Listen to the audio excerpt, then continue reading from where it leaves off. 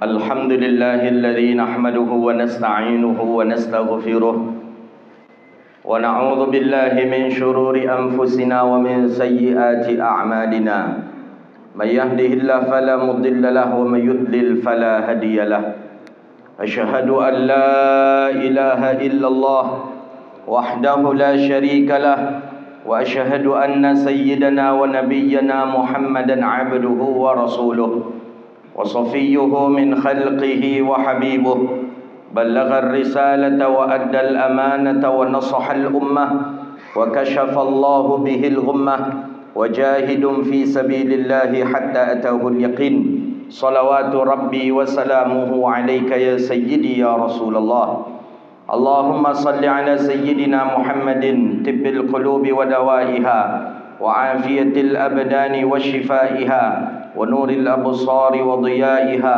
وقوة الأرواح وغذائها وعلى آله وأصحابه بعدد كل معلوم لك اللهم بك أصبحنا وبك نحيا وبك نموت وإليك النشور أصبحنا على فطرة الإسلام وعلى كلمة الإخلاص وعلى دين نبينا محمد صلى الله عليه وسلم رضينا بالله ربا وبالإسلام دينا وبمحمد صلى الله عليه وسلم نبيا ورسولا أما بعد. Kita memuji Allah dengan mengucapkan Alhamdulillahi Rabbil Alamin. Dengan izin Allah kita bisa duduk di majlis dan di tempat yang mulia ini. Kita bermohon kepada Allah, mudah-mudahan dengan duduk kita di majlis ini Allah ampuni dosa kita, amin. Allah terima amal ibadah kita, Allah jauhkan kita dari bala dan wabah, amin ya rabbal alamin. Salawat dan salam ke Nabi yang agung, Nabi yang mulia, Sayyidina Rasulullah Muhammad sallallahu alaihi wasallam. Allahumma salli wa sallim ala Sayyidina Muhammadin wa ala alihi wa sahbihi ajma'in. Bapak Ibu yang dirahmati Allah Subhanahu wa taala, kita lanjutkan kajian kita kitab Riyadhus Shalihin min kalami Sayyidil Mursalin lil Imam Muhyiddin Syaraf Zakaria An-Nawawi rahimahullahu taala, bab an-nahyu 'anil bukhli wasyuhi. Bab daripada larangan daripada perlakuan bakhil kikir, syuh ceke, cikir ceke apa leh, jagung kedekut, bakhil syuh. Ada dua kalau dalam bahasa hadis, satu bakhil, satu syuh. Yang lebih parahnya syuh tu Kalau bakhil tu parahnya, cuman bakhil tu di harta. Syuh lebih parah lagi, bukan sekedar harta, apa nasihat pun minta orang tak niu je, tu syuh namanya tu. Naudzubillah. Jadi ada larangan Nabi dari berlaku bakhil, kikir, ciki, keke, ceke, apa lagi? Kedekut, saku bajai, jagung, asal dos itulah tu, siapa merasa je.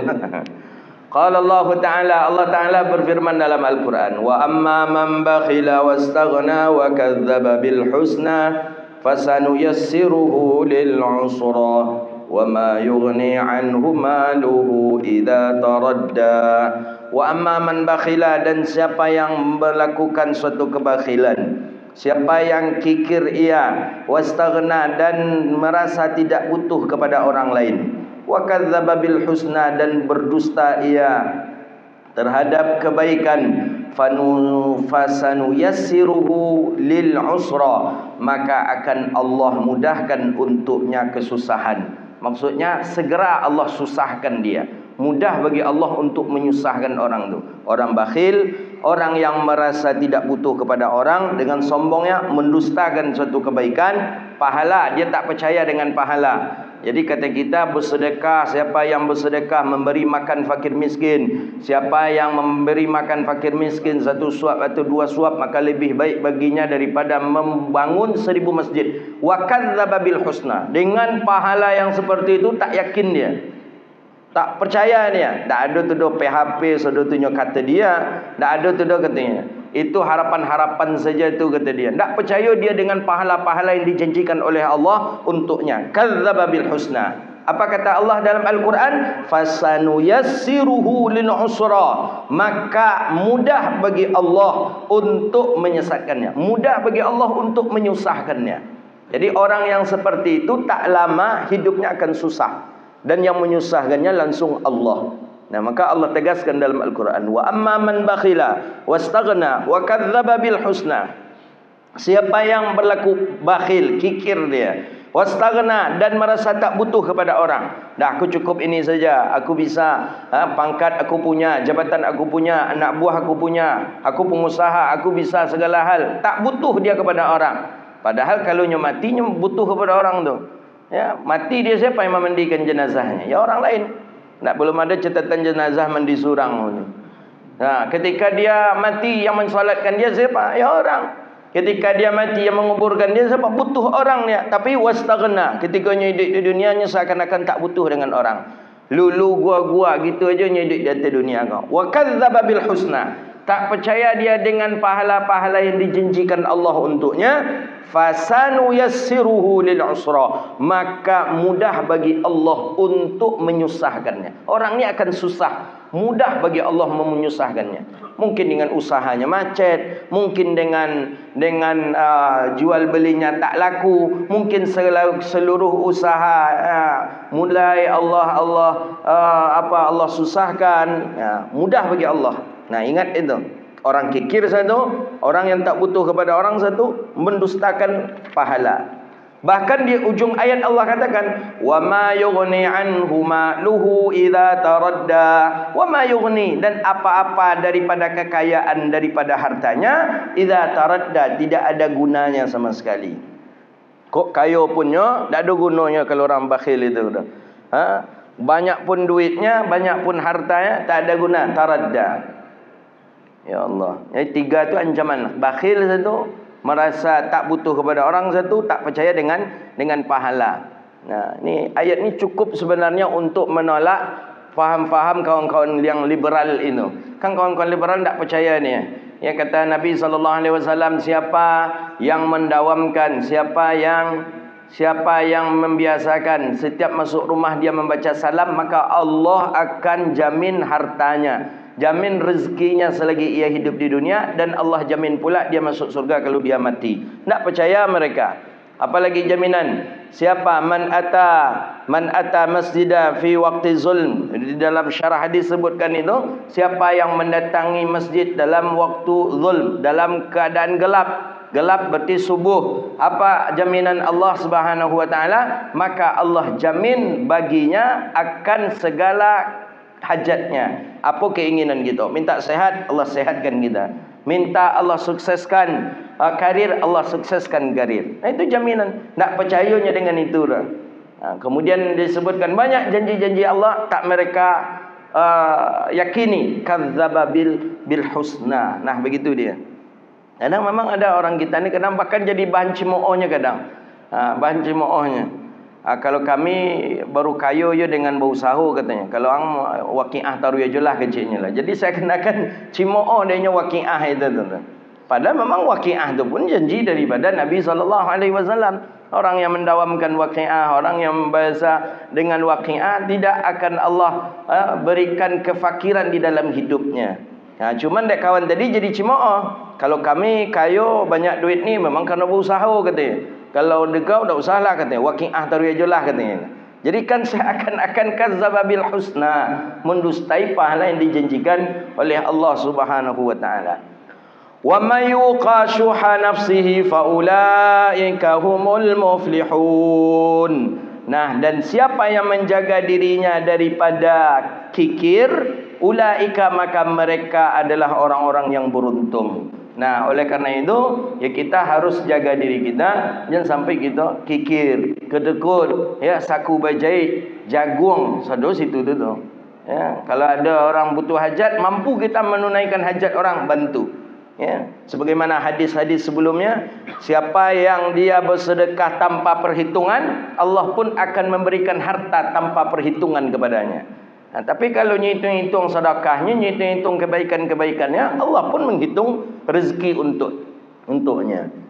Hadis An Jabir radhiyallahu anhu anna Rasulullah sallallahu alaihi wasallam qala ittaqu dhulma fa inna dhulma dhulumatu yaumal qiyamah wattaqu syuha fa inna syuha ahlaka man kana qablakum hamalahum ala an safaku dima'ahum wastahallu maharimahum. Rawahu Muslim. Hadis dari Sayyidina Jabir radhiyallahu taala anhu. Tahu kita Jabir bin Abdullah, sahabat Nabi SAW, asli penduduk Ansar. Ansar berarti asli penduduk Madinah. Kalau Muhajirin dari Makkah, Ansar Madinah. Beliau masuk Islam dari kecil. Ayah beliau ketika berangkat bersama rombongan Madinah ke Makkatul Mukarramah, ikutlah beliau masa kecil. Akhirnya Sayyidina Jabir bin Abdullah pun masuk Islam. Usia ketika itu 14 tahun. Ada yang mengatakan 16 tahun. Perang Uhud, ya, perang akan dimulai. Baru beberapa tahun Nabi di Madinah, perang mulai. Kata Sayyidina Jabir bin Abdullah kepada sang ayah, "Ya, aku ingin ikut perang ini ya." Kata sang ayah, "Tak usah nak. Engkau di rumah saja, engkau jaga 9 saudari perempuanmu." Karena tak puas ayah tak mengizinkan, berangkat Jabir bin Abdullah menuju Rasulullah SAW, minta izin. "Ya Rasulullah, azin tali ilal jihad." "Ya Rasulullah, tolong izinkan aku untuk berangkat jihad ya Rasulullah." Kata baginda Nabi, izin ada pada orang tuamu. Izin jihad itu ada pada ibu bapa kita. Kalau dalam mazhabnya Imam Abi Hanifah ditambah dengan izin haji. Izin haji pun itu izin orang tua. Jika orang tua tak izinkan kita berangkat haji, maka musafir kita, kalau kita berangkat juga, maka musafir maksiat, walaupun untuk haji. Itu dalam mazhabnya Imam Abi Hanifah bin Nu'man. Dalam mazhab Hanafi, orang tua masih hidup, minta izin ke orang tua kalau berangkat haji. Wajib itu kalau dalam mazhabnya Imam Abi Hanifah.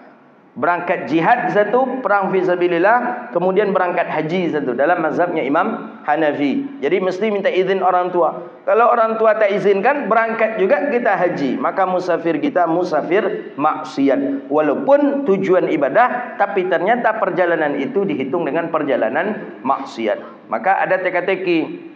Apa yang ghayah, apa yang wasilah, apa yang wasilahnya maksiat tapi ujungnya ibadah. Nah, kalau tak faham, tak ngaji, tak ngerti kita. Tapi jawabannya ada. Orang yang berangkat haji kan ibadah tu, tapi dengan wasilah yang maksiat. Apa maksiatnya? Tidak minta izin kepada ibu bapaknya. Begitu dalam mazhabnya Imam Abi Hanifah bin Nu'man. Jadi panggilan jihad itu, izin jihad itu izinnya orang tua. Maka kata Rasulullah, minta izin ke ayah engkau. Karena ayah yang ada lagi, minta izin kepada ayahmu, biar ayahmu mengizinkan. Kata Sayyidina Jabir, ayahku tak mengizinkan ya Rasulullah. Ayahku menyuruh aku menjaga 9 saudari perempuanku ya Rasulullah. Jadi kata Rasulullah, falakal jihad, maka itulah jihad untukmu, kata Nabi kita sallallahu alaihi wasallam. Jadi dalam keadaan lemas, banyak ketika itu yang anak-anak itu di zaman itu, Abdullah bin Zubair, Abdullah bin Zubair, Abdullah bin Mas'ud, banyak yang generasi yang kecil-kecil ketika itu yang tidak diizinkan ikut perang oleh Nabi SAW. Bahkan saking ingin meyakinkan Nabi SAW bahawa dia ni mampu berperang, dia coba memainkan panah, memainkan tombak di depan Nabi SAW. Kemampuan okey, fisik besar, badan besar, tapi memang ayah tak izinkan. Kata ayah, cukup engkau jaga 9 saudari perempuanmu ini. Nah, maka oleh kerana itu Sayyidina Jabir pun di rumah menjaga adik kakaknya 9 orang tadi. Sebelum ayah berangkat jihad, ayah kumpulkan anak, ayah kumpulkan 9 saudari perempuan dengan satu Sayyidina Jabir bin Abdullah. Kata ayah, nah ini salah satu sunnah. Sunnah ketika kita nak musafir jauh, apa? Dianjurkan meninggalkan wasiat. Wasiat yang diantara yang harus dianjurkan itu adalah tentang hutang piutang. Sampaikan ke anak kita, nak, kalau seandainya ayah mati besok, tolong bayarkan utang ayah kepada sianu. Itu dianjurkan, bahkan itu dituntut ya untuk kita melakukannya. kalau kita hendak musafir jauh. Jadi Jabir disampaikan oleh ayah Jabir, nanti kalau ayah tak balik pulang, ayah meninggal di medan perang, tolong engkau catat, engkau bayar utang ayah kepada si fulan, si fulan, si fulan, si fulan. Ada 5 orang ketika itu yang ayah Jabir berhutang kepadanya. Nah, maka ketika itu ya, memang kita disunahkan yang seperti itu. Kita musafir umrah, musafir haji, sampaikan ke anak keluarga kita, saya punya hutang kepada Zanu, nanti kalau saya tak balik tolong bayarkan hutang saya. Nah, begitu, itu dianjurkan dan disunahkan itu. Ya, ya, bahkan dalam kajian fikih itu belum boleh dibagi harta waris yang meninggal dunia sebelum menyelesaikan yang 4 perkara itu. Jangan cepat-cepat nak membagi faraid. Ini kadang ada jemaah karena baru mengaji mawaris, baru mengaji faraid, meninggal langsung nak dibagi faraid. Tunggu dulu, selesaikan 4-nya.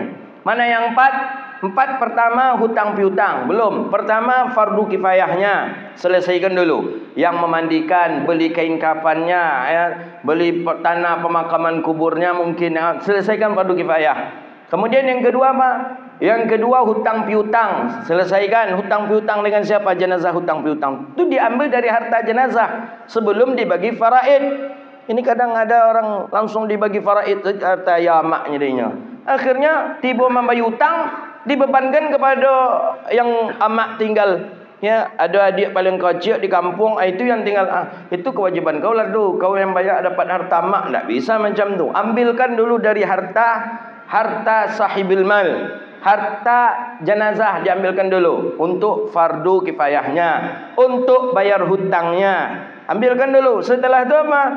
Untuk wasiatnya, mungkinnya ada berwasiat. Wasiat kan boleh, tapi tak boleh lebih daripada 1/3 harta. Kemudian ambilkan yang keempat apa? Fidyahnya. Mungkinnya ada fidyah puasanya, mungkin dia ada nazarnya yang belum tertunaikan dan lain sebagainya. Dah itu terselesaikan, barulah dibolehkan untuk membagi faraid harta. Begitu dia.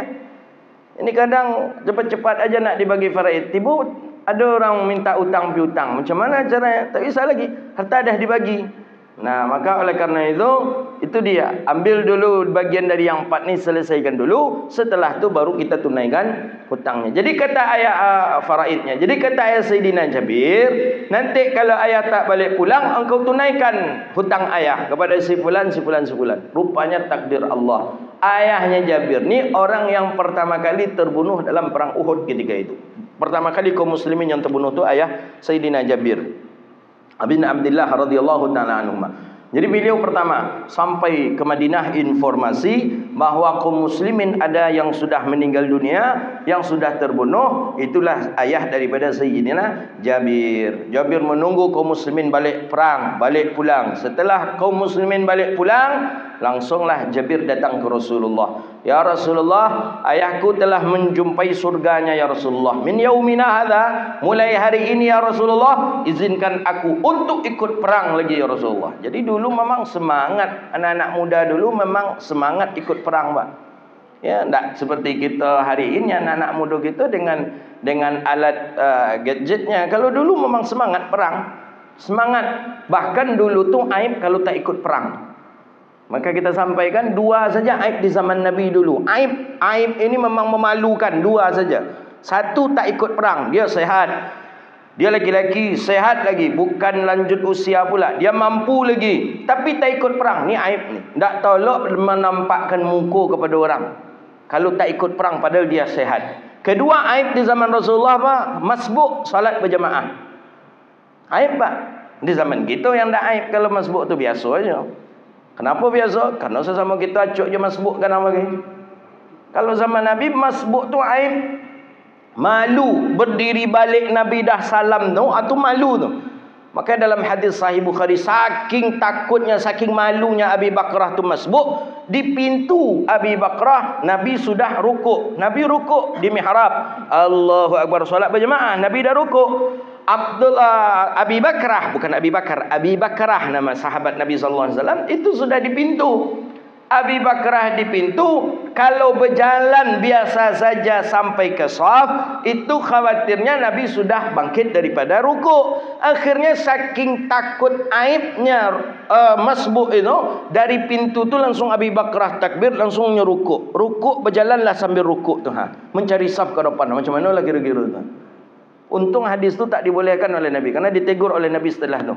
Kalau dibolehkan, dan dari situ awak mungkin rukuk pula berjalan mencari shaf, mungkin beradu-radu kepala kita orangnya.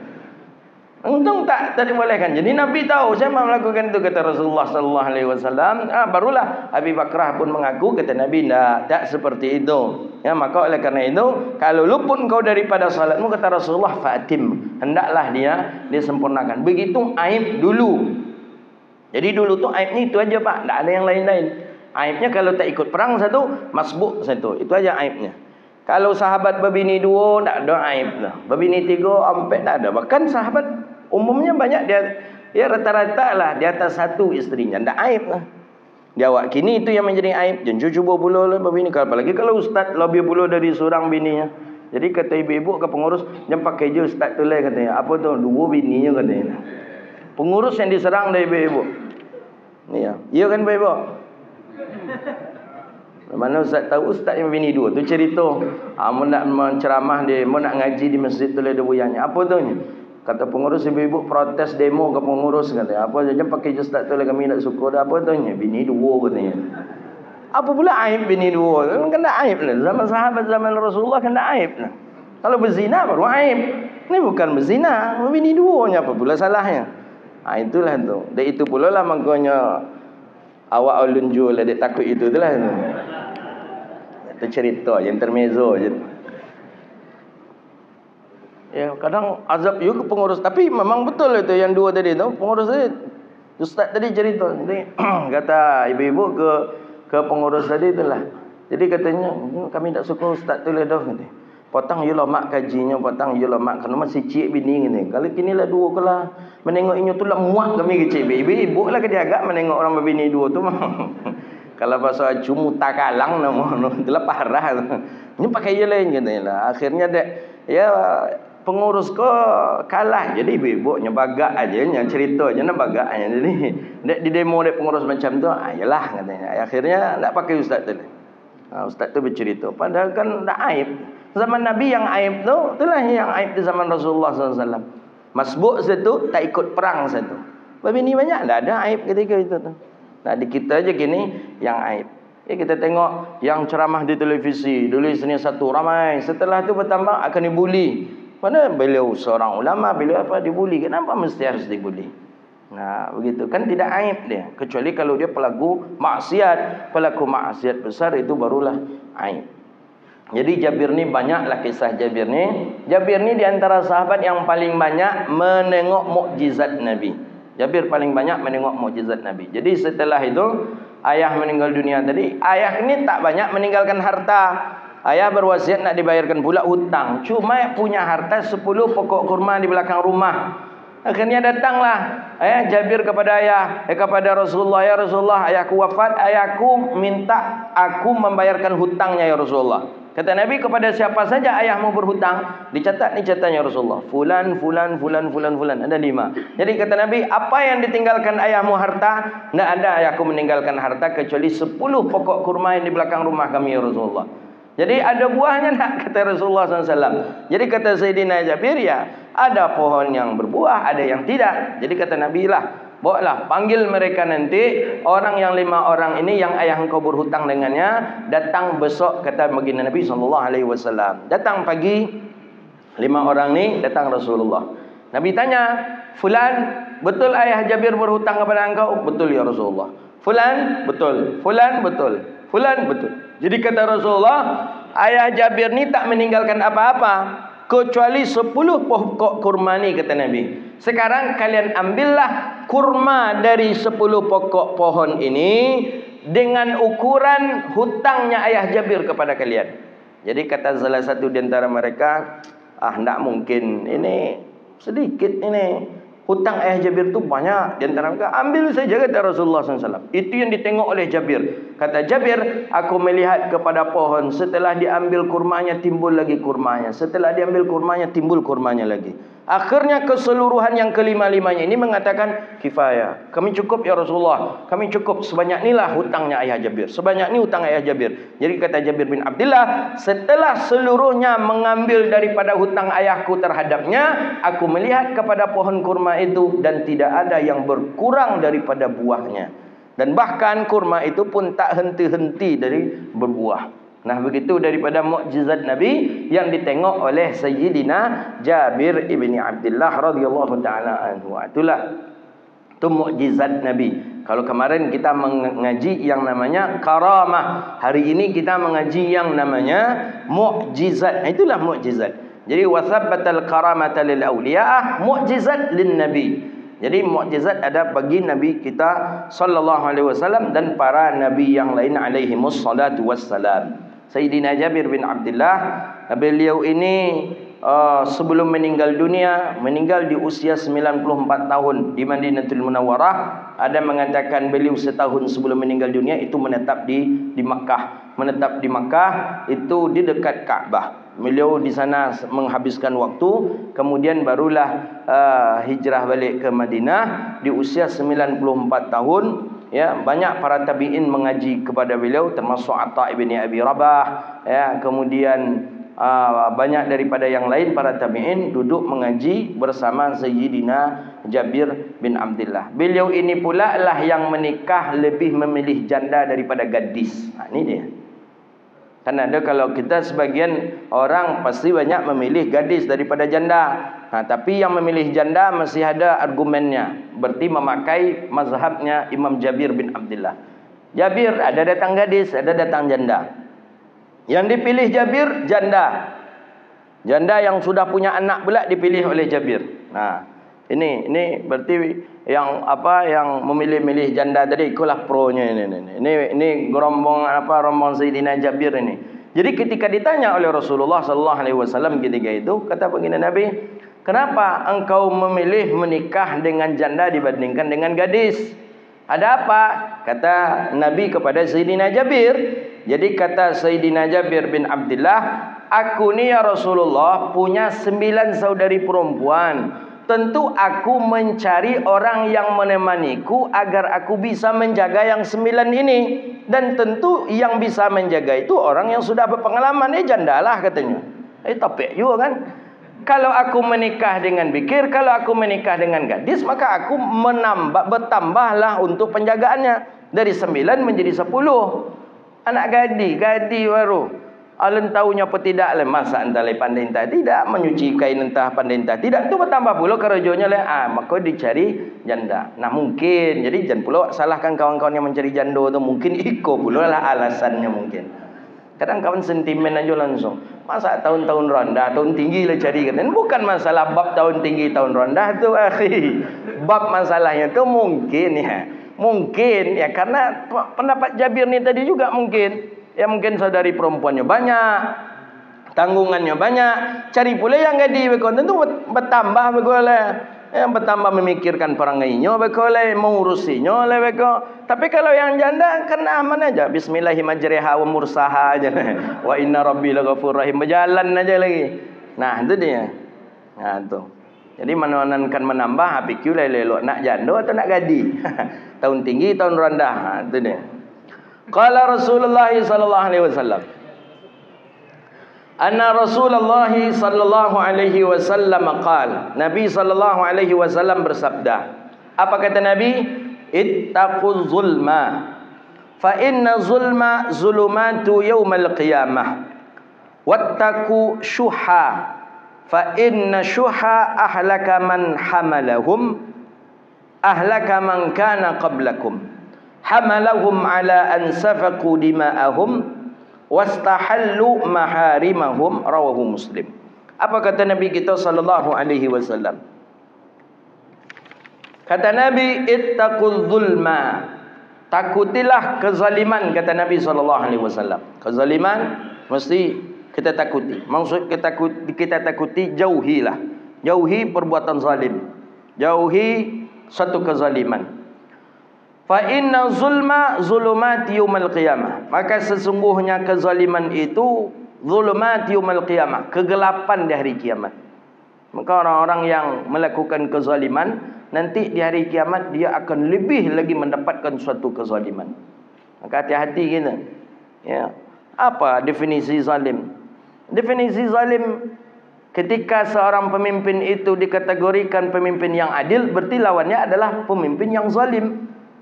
Zalim, definisi zalim, yang adil, yang benar ia hukum, yang salah ia muliakan.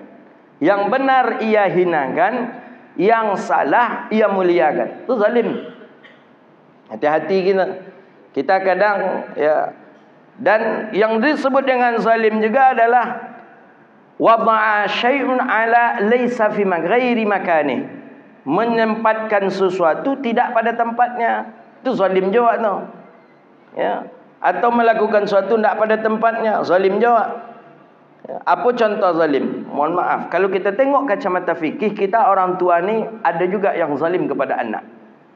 Kadang bukan saja anak kita yang melakukan durhaka kepada kita, tapi ada dalam satu sisi orang tua zalim kepada anak. Mana contoh bukti orang tua zalim kepada anak? Anak kita pukul, padahal usianya belum boleh dalam syariat untuk memukulnya. Dalam syariat baru boleh memukul anak. Tengok hadis Nabi sallallahu alaihi wasallam. Apa bunyi hadis? Muru sibyanakum bis salah idza balagha 7 sinin wa idza balagha 10 sinin fadribuh. Perintahkan anakmu salat 7 tahun. 7 tahun umur anak, perintahkan dia salat. Tapi perintah saja, salat nak, salat nak, salat nak. Wa idza balagha 10 sinin, kalau sudah sampai usianya 10 tahun, anak tadi juga belum salat, baru dalam syariat dibolehkan fadribuh, pukul dia. Jadi anak kecil tu baru boleh dipukul ketika usia 10 tahun. Itu pun pukulannya ghaira mumarrihin, pukulan yang tidak memberi bekas. Pukul sedikit saja. Tapi kenyataannya kita macam mana? Anak kita usia 7 tahun dah kita pukul. Usia 8 tahun kita pukul. Usia 9 tahun dah kita pukul. Bahkan berbekas kadang. Ya, berbekas. Ya, berbekas. Ya, mungkin saking kuatnya pukulan, saking kuatnya cubitan kita. Zalim tak kita kira-kira? Zalim. Nah, hati-hati itu. Jadi kita ni kadang banyak zalim. Zalim kepada anak, zalim kepada keluarga, zalim kepada lingkungan, zalim kepada diri sendiri juga ada. Maka dalam ayat itu kan disebutkan zalimul li nafsih wa minhum muqtasid wa minhum sabiqul bil khairati bi iznillah. Ada yang zalim kita kepada diri kita. Ada sakit nak niu berubek. Dia pun nak niu berubek, takut kikik piti keluar. Padahal butuh berobat. Dah lama sakit, ditahan-tahan je. Bawalah ke dokter ni. Ndak usahlah sehat surang aja gonyo katanya. Dikata kawan, bawalah ke dokter ni, bahaya nanti ni. Ya. Bahaya ni badannya tambah panas apa segala macam bahaya ni. Enggak, minum air je sihat gonyo katanya. Lah 2 hari, 3 hari, 4 hari, 5 hari alunyo lah, padahal duit ada. Ada orang yang tu zalim kita kepada diri sendiri namanya itu. Zalim, ndaknya sihat seorang aja berkot tanya katanya. Lah ya memang usaha ikhtiar dianjurkan. Obat tu kan termasuk ikhtiar, bukan berarti kita yakin pula obat nak menyembuhkan pula, enggak, tapi kan bagian daripada ikhtiyariyah namanya. Jadi ada orang yang zalim kepada dirinya. Jadi kata Nabi, takutilah suatu kezaliman, karena sesungguhnya kezaliman itu kegelapan pada hari kiamat. Nah, orang-orang yang melakukan kezaliman ya mendapatkan suatu kegelapan nanti dari kiamat. Bahkan lebih lagi nanti di hari kiamat. Jadi jangan kita zalim kepada keluarga, zalim kepada tetangga, zalim kepada orang lain. Hati-hati. Ya, termasuklah memberikan sesuatu hak kepada yang berhak. Ya, tidak sesuai kita memberikan, zalim kita itu. Zalim. Tukang tadi kita janjikan upahnya setelah selesai 300.000 umpamanya. Ke tukang tu kita janjikan seperti ini, 300.000 sampai selesai ya kata kita. Kemudian dikerjakan oleh tukang ini, anggapan kita dia tukang ni menyelesaikan 3 hari. Rupanya tukang ni bisa menyelesaikan pekerjaan yang 3 hari itu dalam waktu 6 jam saja. Jadi tiba-tiba pas nak membayar, lah dah selesai pak. Ya, oh, yalah. Dia pergi aja PT 150 lah. Jadi kata tukang, mana 150 lagi pak? Hendak itu tu kan kalau selesai. Kan selesai pak. Hendak kalau itu 3 hari. Kau kan 6 jamnya katanya. Yang macam tu zalim namanya. Hati-hati loh.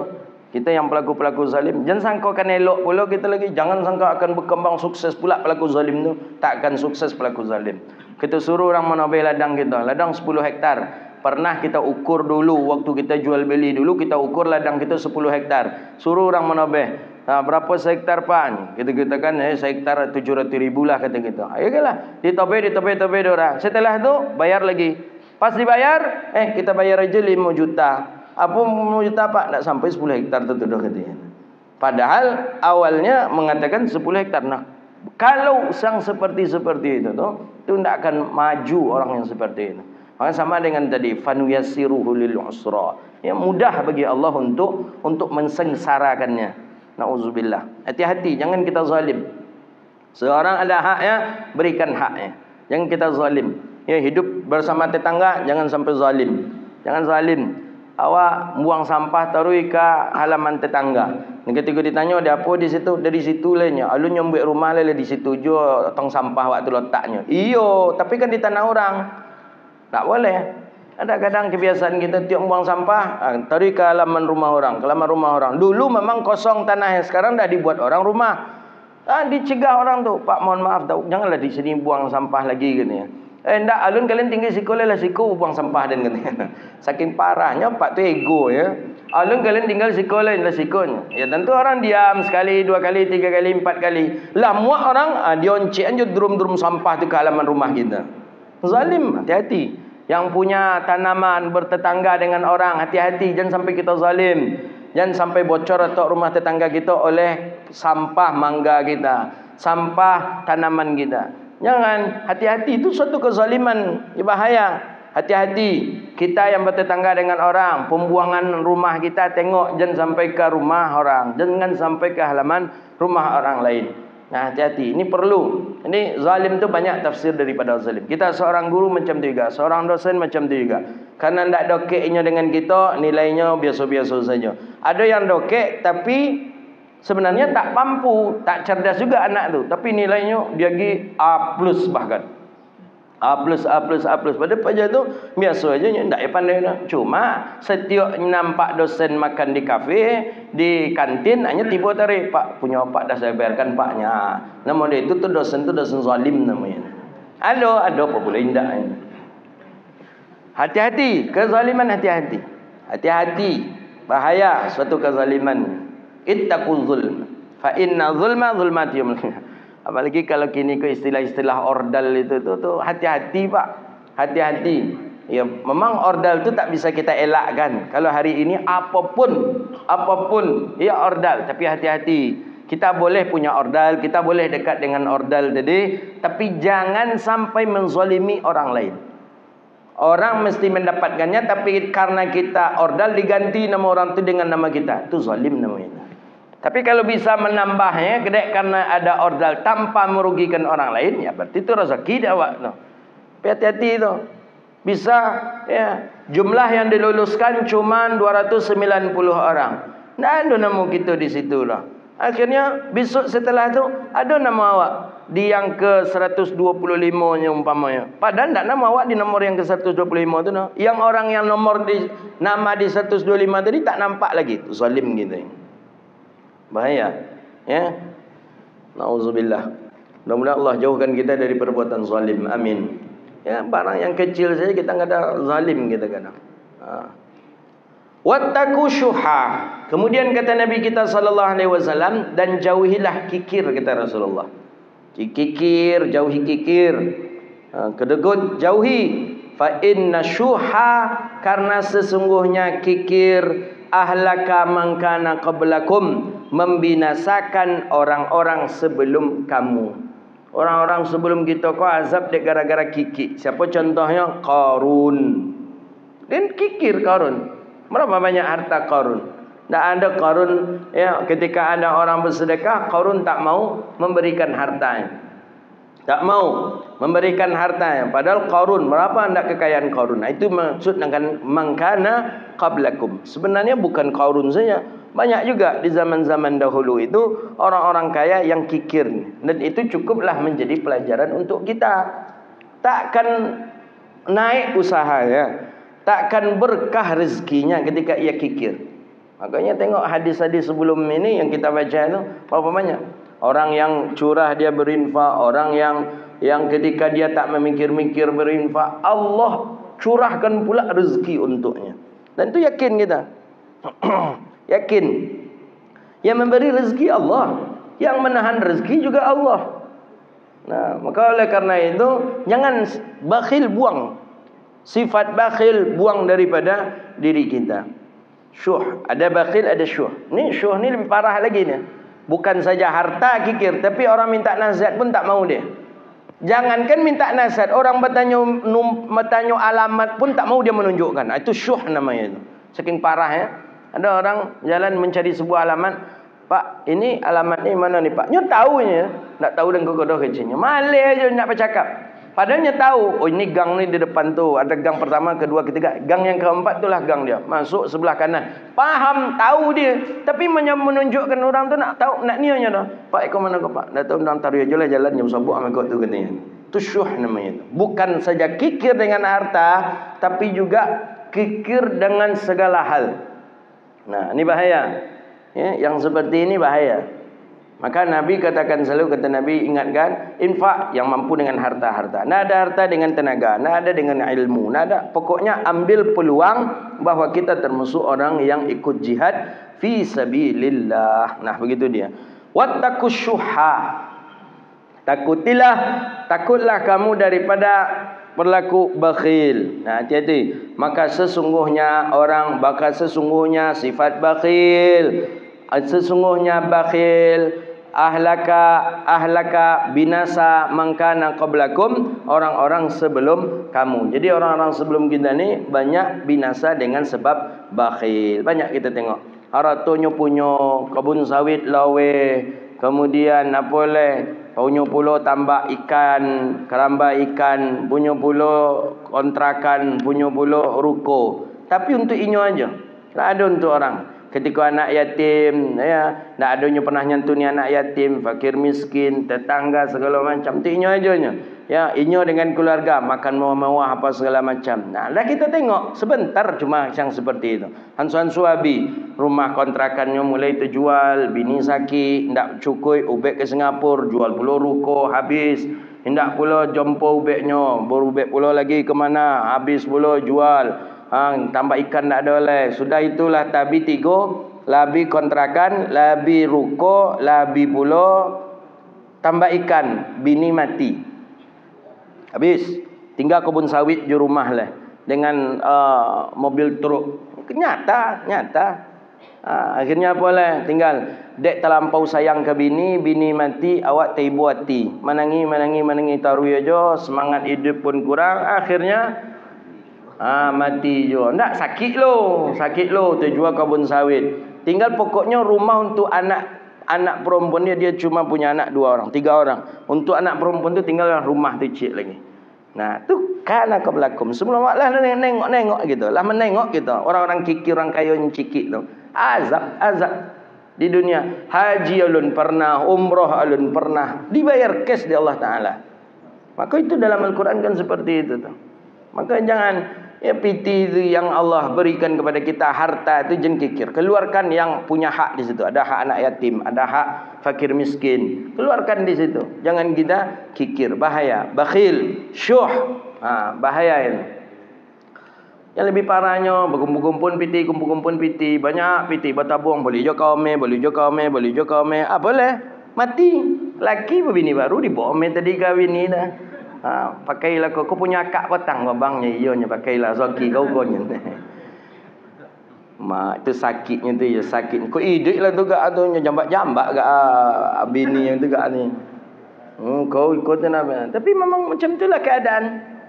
Maka ibu-ibu yang punya tabungan, yang punya ome, yang punya apa, jen kikik sedekahkan banyak gini daripada berlaki bapak kau besok.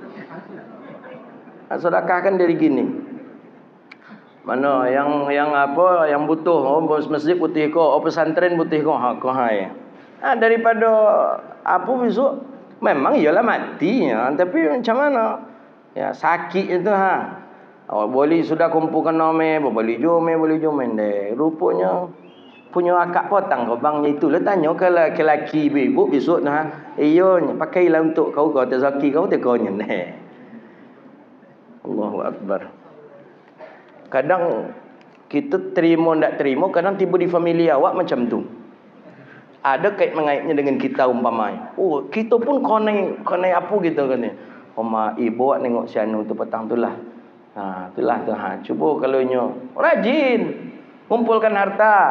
Ada jo panen jo sawit, boleh jo kome. Panen jo boleh jo kome. Panen jo belikan beruko. Panen apa? Tiba-tiba, innalillahi wa inna ilaihi raji'un. Abang ko gagah lah, laki ko gagah lah, ganteng lah. Tentu dibawa dia. Anak lah dia yang anak. Zaki kau ko, zaki wang ko, anak dua. Lah. Yang selalu biar ko punya abah ya. Lah, punya abah ko tu dibawa dia abah kau rumah baru lah. Tu ibu. Hanang lah kaji gini ko. Kumpun jo piti rupa piti ko untuk abang kau bini seorang lagi rupanya. Kalau tak percaya ibu, kau cuba tanya ke apa kau betul. Kau mati dan bang ya, ame tabungan awak kau ke siapa bang agen bang? Suruhnya jujur. Untuk anak-anak awak lah yang tak jujur Untuk dan bawa lah kecil. Sebagian tu dibawa, sebagian di untuk anak, untuk apa, tapi sebagian dibawa dia. Begitu je. Tu tadi kalau contohnya ibu, kalau apa-apa macam itu je, apa nek dia berkojo aja awaknya. Berkojo, tabung je, tabung. Mampui. Meninggal dunia. Bini nak ada lah. Belagak lah bini lah. Cari abang barunya lah. Sama je. Makanya jangan kikik. Itu aja tiang. Jangan pencikik. Apa terasa sedekah kan. Apa yang ada berikan. Jangan kikir. Jangan kita. Ya pokoknya jangan berjahit saku. Yolah tu. Jangan berjahit saku. Tak ada lah yang bisa kita terima cik je lah. Mana rajin petang mencari nafkah di dunia. Tak ada. Menafkah untuk anak isteri saja. Masjid tak ada dah. Teori ke masjid tak buat aja piti 2,000, piti 5,000. Itu je ke masjid tarinya. Nah, tiap ke masjid itu. Jadi tanyalah sedekah lain pun itu sedekah ni. Nah, sesuai pula lah dengan kadar dan ukurannya kalau kita nak bersedekah. Hamalahum ala an safaku dima'ahum. Orang yang kikir tu biasanya mudah menumpahkan darah. Nah, Nabi sebutkan ini.